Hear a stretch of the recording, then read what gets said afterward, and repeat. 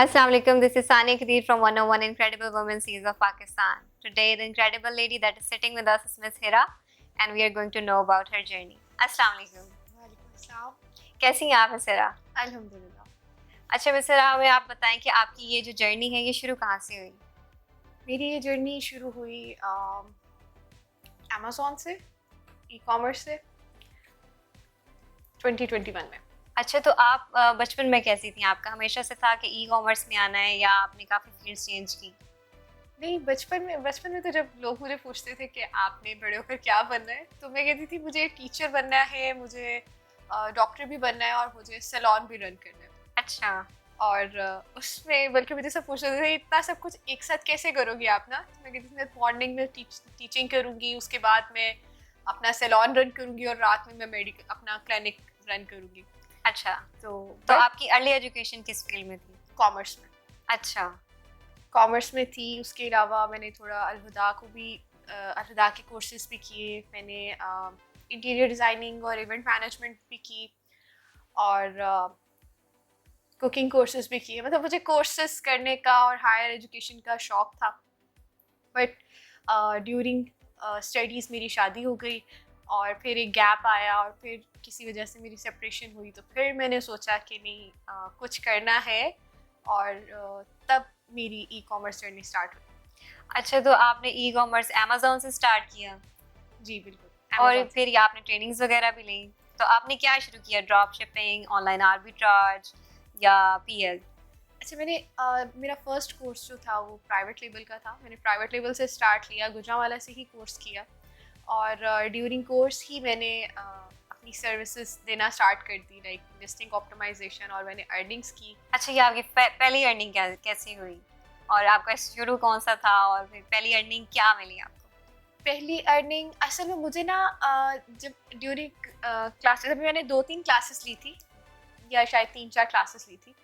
तो उसमें हमें सर ने एक पॉइंट जो सर का मेरे माइंड में बैठ चुका था वो ये कि इस एक कोर्स में मल्टीपल छोटी-छोटी स्किल्स हैं। जी। अब ये आप पर डिपेंड करता है कि आप किस स्किल को कैसे कैश करते हो। वो एक पॉइंट मेरे माइंड में बैठा हुआ था और तब से ही मैंने बिल्कुल स्टार्ट से ही मैंने क्लाइंट हंटिंग स्टार्ट कर दी थी। अब जैसे मुझे लिस्टिंग आ गई थी, लिस्टिंग ऑप्टिमाइजेशन आ गई थी, तो मैंने सोचा इसकी ये सबसे आसान चीज़ है इसमें, जी। तो इससे स्टार्ट लेते हैं। तो मैंने एक अपवर्क पर क्लाइंट ग्रैब किया जो जिसकी 11 लिस्टिंग्स थी, जिसको उसे ऑप्टिमाइज अच्छा। करवाना था। तो मैंने उसको ऑफर दी कि आपकी एक लिस्टिंग में ऑप्टिमाइज करूंगी, अगर आप सेटिस्फाई हुए तो हम आपकी बाकी लिस्टिंग्स पर के डील कर देंगे ना। तो उन्होंने कहा ओके। अच्छा, तो आपने उसके पैसे लिए या फ्री थी? पहली लिस्टिंग फ्री थी अच्छा। और उस लिस्टिंग की ऑप्टिमाइजेशन के बाद क्लाइंट काफ़ी सेटिस्फाई हुआ, तो उसने मुझे बाकी लिस्टिंग्स दी, उस पर मैंने काम किया और मेरी फर्स्ट अर्निंग जनरेट हुई $650। अच्छा। और उससे मैं बहुत मोटिवेट हुई और फिर मैंने कहा अब तो ये करना ही करना ना। तो फिर कोर्स कर रही थी। अच्छा, उसमें अभी मेरा वो कोर्स प्राइवेट लेवल का ख़त्म नहीं हुआ था।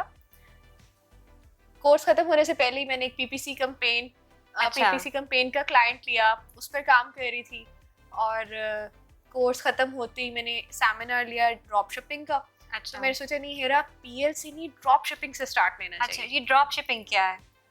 ड्रॉप शिपिंग में बेसिकली हम ना अपनी प्रोडक्ट्स को टेस्ट कर लेते हैं। First step should be drop shipping, अच्छा। क्योंकि आप जब प्राइवेट लेवल में ना आप एक ही प्रोडक्ट पे सारी इन्वेस्टमेंट अपनी करते हो और जी। अच्छी खासी आपको बड़ी इन्वेस्टमेंट बिल्कुल। करनी पड़ती है। तो इट्स बेटर कि जो प्रोडक्ट या जिस नीश पर आप काम करना चाह रहे हो या जो प्रोडक्ट आप बेचना चाह रहे हो, आप पहले थ्रू ड्रॉप शिपिंग आप उसको टेस्ट कर लो। सही। आप पहले उसके ऑर्डर्स जनरेट करो, बट वो रीसेल फ्रेंडली ब्रांड होना चाहिए। आप उसको टेस्ट कर लो, आपके स्टैट्स उसके कैसे जा रहे हैं, और जो आपने एक प्रोडक्ट पे इतनी बड़ी इन्वेस्टमेंट करनी है ना, वही जी। आप मल्टीपल प्रोडक्ट्स पर खर्च करके आप उसकी अच्छे से आप मतलब मल्टीपल प्रोडक्ट्स को टेस्ट कर सकते हो। उन प्रोडक्ट्स को टेस्ट करने के बाद जो आपने अगर आपने 50 प्रोडक्ट्स टेस्ट किए, उनमें से आपको लग रहा है कि यार ये जो 5-10 प्रोडक्ट्स हैं ना, जी। इनके स्टैट्स मुसलसल अच्छे जा रहे हैं, जी।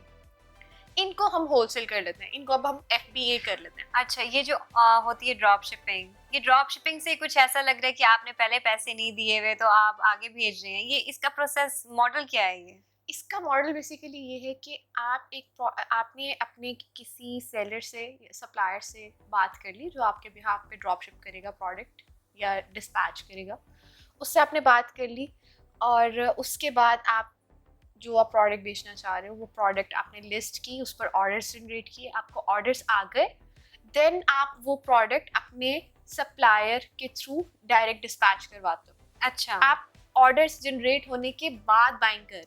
सही। अगर आपको 10 पीस का ऑर्डर आया तो आप सिर्फ 10 पीस बाय कर रहे हो, हाँ ना, ये वो ठीक है। प्रोडक्ट पे इन्वेस्ट कर रहे हो जो आपकी सेल हो गई। अच्छा, तो इसके लिए इन्वेस्टमेंट कितनी चाहिए होती है? अच्छा, इसमें कोई भी नहीं है कि आपको इतनी इन्वेस्टमेंट चाहिए ही चाहिए। आपके पास जितनी इजीली इन्वेस्टमेंट अवेलेबल है ना, आप उतने से स्टार्ट ले सकते हो। ये अच्छा। कंट्रोलेबल बिजनेस है। सही। तो एक प्रोडक्ट से भी हम शुरू कर हम सकते एक हैं। प्रोडक्ट से भी शुरू कर सकते हैं। हम अगर हमारी इन्वेस्टमेंट बहुत कम है तो हम सस्ती प्रोडक्ट से शुरू कर सकते हैं। तो इसमें कोई जो है ना, आप बाउंड नहीं हो कि कम से कम इतनी इन्वेस्टमेंट तो होनी ही चाहिए। सही। अच्छा, ये ऑनलाइन आर्बिट्राज क्या है? ऑनलाइन आर्बिट्राज में आप वही प्रोडक्ट, जैसे ड्रॉप शिपिंग में आप जब स्टार्ट लेते हो ना, तो स्टार्ट में आप रीसेल फ्रेंडली ब्रांड्स पर काम करते हो जो अलाउ करें कि आप में हमारी प्रोडक्ट कोई भी बेच सकते हैं। जी। आप उन ब्रांड्स की प्रोडक्ट्स पर काम करते हो। तो ऑनलाइन आर्बिट्राज में उन्हीं ब्रांड्स की प्रोडक्ट्स की आप क्वांटिटी उठाते हो अच्छा, और आप उसको FBA कर लेते हो, आप उसको अपने वेयरहाउस ये में भी बिठा बताएं कि FBA और FBM क्या है? FBA में आप अपनी इन्वेंट्री को अमेजोन के वेयरहाउस में रखवाते हो और FBM में आप इन्वेंट्री अपने पास रखते हो या आपके सेलर अपने वेंडर के पास जी। होती है। ये इनकी एब्रिविएशंस के फुल फॉर्म्स क्या हैं?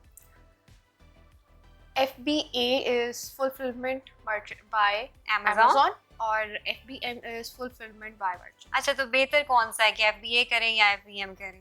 अच्छा, कुछ मार्केट्स में तो FBM इजीली हो रहा है, लेकिन कुछ मार्केट जैसे जो है USA, उसमें थोड़ा टेक्निकल हो गया। अच्छा।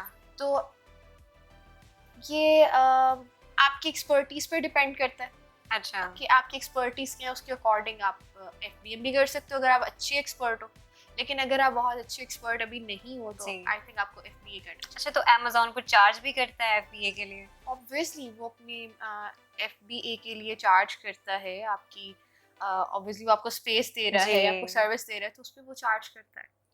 अच्छा, तो कौन सी अच्छी मार्केट है जहाँ पे ज़्यादा कंपटीशन नहीं है पर जो है हमारी सेलिंग ज़्यादा अच्छी हो जाती है? ये ना आपकी प्रैक्टिस और आपकी ग्रिप पर डिपेंड करता है। अब जिससे बहुत सारे लोग ऐसे हैं जो US मार्केट में बहुत अच्छे एक्सपर्ट हैं जिन्हें UK मार्केट बिल्कुल पसंद नहीं। जी। और बहुत सारे लोग ऐसे हैं जो UK मार्केट में इतने एक्सपर्ट है कि वो कहते हैं कि हमें US की तरफ से देखना भी नहीं है। हाँ, ऐसे ही है। असल में US मार्केट सबसे बड़ी मार्केट है और आपने जितनी बड़ी मार्केट में जाना है आपको कंपटीशन उतना ही बड़ा मिलता है। उतना ज़्यादा मिलना है। एग्जैक्टली। और कुछ लोग लाइक जो न्यूबीज हैं, बल्कि मैं उनको ज़रूर कहूँगी कि US में सेल्स बेशक बहुत ज़्यादा है, बट उसमें आपको कंपटीशन और उसमें वो ज़्यादा टेक्निकल मार्केट है। तो आप आसान मार्केट से स्टार्ट लें। अच्छा, ये और फिर दुबई उसके भी बाद- तो हमें सुनने को मिला, दुबई, सऊदी अरब, आप किसी इधर भी भी। मार्केट में कर सकते हो। लाइक आपको खरीदना और बेचना आता है, आपको जी। एक बिजनेस मॉडल समझ में आ गया, अब आप किसी भी मार्केट प्लेस में कहीं भी आप कर सकते हो। आप वो बिजनेस ना, आपको पूरा मॉडल अच्छे से समझ में आ गया, कोई भी मार्केट स्ट्रेटजीज वही है।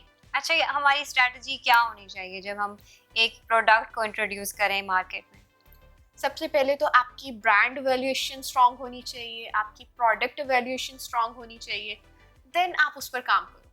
और स्टार्ट हमेशा आप रीसेल फ्रेंडली ब्रांड से लो ताकि आपको IP कंप्लेंट्स या इस तरह की कोई प्रॉब्लम फेस ना करनी पड़े, आपका अकाउंट किसी मतलब रिस्क में ना जाए। और उसके बाद फिर आप आहिस्ता आहिस्ता जब आपका अकाउंट मैच्योर हो जाए तब आप मजीद ब्रांड्स की तरफ जाओ और स्टार्ट एक ब्रांड से लो। अच्छा, और PL तक करने मतलब पहुंचने के लिए हमें कितने फेजेस से गुजरना पड़ेगा और कब हम बताएं कि अब हम PL के लिए रेडी हैं? अच्छा, आपने ड्रॉप शिपिंग में मल्टीपल प्रोडक्ट्स टेस्ट कर ली, बिल्कुल। देन आपने उनमें से सिलेक्टिव प्रोडक्ट्स जो आपको लग रही है यार इनकी स्टार्ट्स बहुत अच्छे जा रहे हैं, इनकी सेल्स बहुत अच्छी जा रही हैं, उनको आपने FBA किया, उसकी बल्क क्वांटिटी आपने वेयरहाउस में भिजवा दी, उठाकर बेचना शुरू कर दी, होलसेल कर लिया लाइक। जी। अब आप उनमें से आप देख रहे हो कि अच्छा ये जो प्रोडक्ट है ना ये इनमें से इन 10-15 प्रोडक्ट्स में से ये वाली जो प्रोडक्ट है ना, ये बहुत ज़बरदस्त प्रोडक्ट है, इसके स्टेट मुसलसल बहुत अच्छे जा रहे हैं, इसकी सेल्स बहुत अच्छी है, इसमें आरओआई बहुत अच्छे है, इसको हमें जो है ना इसको हमें पीएल की तरफ लेकर जाना चाहिए। और अच्छा, इसको आप competition ये जो सीजनल जो हम कहते हैं कि सीजनल जो है प्रोडक्ट्स बेचें, और जैसे न्यू ईयर्स आ रहा है तो न्यू ईयर्स की जल्दी जल्दी स्टॉक भरो, फिर होगी अच्छा, मुझे सेलिंग लगता होगी, है तो अगर क्या आप आप इसके हक में है कि ये होना चाहिए? हाँ, सीजनल प्रोडक्ट्स में अगर आप ड्रॉप शिपिंग या होलसेल या आप ऑनलाइन आर्बिट्राज कर रहे हो तो बहुत अच्छी है, लेकिन अगर आप पीएल करना चाह रहे हो ना तो फिर सीजनल प्रोडक्ट नहीं होनी चाहिए आपकी। सही। पीएल के लिए आपकी जो भी प्रोडक्ट हो उसमें वेरिएशंस नहीं होनी चाहिए, वो सीजनल नहीं होनी चाहिए, ताकि ऐसा नहीं हो ना कि आप बस अपने सीजन में आपने सेल हाँ, उठाई और उसके बाद आप बस देखो। एक दफा पूंगे और फिर नीचे। तो चले, अच्छा, पी- अब एंड पे आप मुझे बताएं कि वुमेन एम्पावरमेंट के लिए अगर आपके पास कोई मैसेज है तो वो क्या होगा? वुमेन एम्पावरमेंट, मैं ख़वातीन को ये कहूँगी कि इस वक्त आप अगर इंटरनेशनल क्लाइंट्स की तरफ जाए ना तो अमूमन ये प्रॉब्लम फेस करना पड़ता है कि क्लाइंट्स कहते हैं कि नहीं, we have some trust issues with Pakistan. बिल्कुल। तो मेक श्योर कि अभी भी ख़वातीन के लिए एक बहुत बड़ा गैप है, क्योंकि इंटरनेशनल क्लाइंट्स आज भी ख़वातीन, पाकिस्तानी ख़वातीन पर बहुत ट्रस्ट करते हैं, क्योंकि उनको लगता है कि पाकिस्तानी ख़वातीन बहुत डेडिकेटेड होती हैं, बहुत लॉयल होती हैं, बहुत ईमानदारी से काम करती हैं। तो अपनी इस चीज़ को जो है ना कैश करें। आप इस वक्त इंटरनेशनल मार्केट को बहुत अच्छे से ग्रैब कर सकती हैं। और अगर आपको ये प्रॉब्लम आ रहा है कि मुझे लाइक अगर आपको लग रहा है कि मुझे हम क्लाइंट्स हमें नहीं मिलते, हमें पिच नहीं करना आ रहा है, ये कुछ भी है, आप अपना कॉन्फिडेंस लूज मत करें। जो काम आप करना चाह रहे हैं ना, बेशक आप बिजनेस में करना चाह रहे हैं, बेशक आप सर्विसेज दे रहे हैं, बेशक आप जॉब करना चाह रहे हैं, कुछ भी आप जो भी करना चाह रहे हैं आप उसको नहीं कर पा रहे, आपको समझ नहीं आ रहा कि इसको मुझे अवेल कैसे करना है, आप उसको फ्री करके देखें, आप उनको फ्री में ऑफर करके देखें। अच्छा, जो हमारी औरतें होती हैं वो कहती हैं हमारे पास रिसोर्सेज नहीं है, पर वो करना बहुत कुछ चाहती हैं, मतलब ई कॉमर्स में आना चाह रही हैं, तो उनके लिए स्टार्ट क्या है? बहुत अच्छी बात आपने की। मुझे बहुत सारी ख़वातीन कांटेक्ट करती हैं कि मैम हम कुछ करना चाहते हैं बट हमें घर से निकलने की परमिशन नहीं है, हमारे पास टाइम कम होता है, हमें घर भी हैंडल करना होता है। या बहुत सारी ख़वातीन कहती हैं कि मैम हम इन्वेस्ट नहीं कर सकते, या अगर इन्वेस्ट कर भी सकते हैं थोड़ा बहुत तो हम घर बैठे कैसे कर सकते हैं, हमने बच्चे भी देखने हैं, हमने फैमिली भी देखनी है, हम बाहर नहीं निकल सकते ना। तो उनके लिए मैं कहूँगी कि यार आप हर चीज़ ऑनलाइन अवेलेबल है, बहुत सारे ऐसे प्लेटफॉर्म है जो फ्री कोर्सेज ऑफर कर रहे हैं, आप यूट्यूब पर देख सकते हैं। आपको बेचना आना चाहिए। अगर आपको बेचना आता है ना, सिर्फ ये एक ऐसी स्किल है जिस पर आप फोकस कर लें। आप मत देखें कि लोग अमेज़न से इतना कमा रहे हैं तो हमें अमेज़न पर जाना है, आप मत देखें कि लोग क्या कर रहे हैं, आप देखें आपके लिए क्या आसान है, आपकी एक्सेस में क्या है, आप वो करें।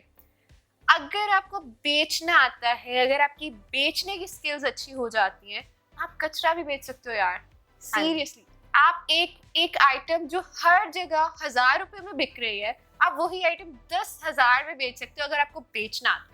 बिल्कुल, thank you so much for being with us. बहुत अच्छा इंटरव्यू था। इंशाल्लाह सारे जो है हम कोशिश करेंगे कि अपनी कंफर्ट जोन से बाहर निकलें और ई कॉमर्स को परस्यू करें। Thank you so much for watching us. अल्लाह हाफिज़।